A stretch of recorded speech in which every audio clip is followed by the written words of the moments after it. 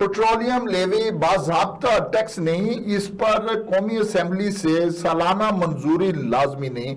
हुकूमत इसे नोटिफिकेशन से बढ़ा सकती है या जो है वो घटा भी सकती है। नाज़रीन, ये वाहद वसूली है जो पार्लियामेंट के फ्लोर से नहीं, नोटिफिकेशन के कागज से बढ़ती है। अब सवाल पैदा होता है कि ये लेवी का पैसा जाता कहाँ है?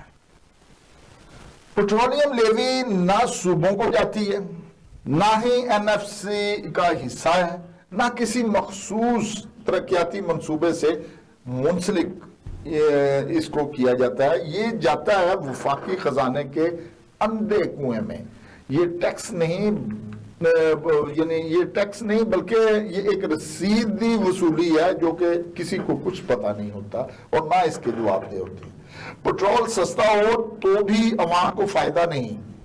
आलमी मंडी में तेल सस्ता हो तो हुकूमत कीमत नहीं कम करती बल्कि लेवी बढ़ा देती है। नतीजा ये निकलता है कि हुकूमत कमाती रहती है, अवाम को रिलीफ सिर्फ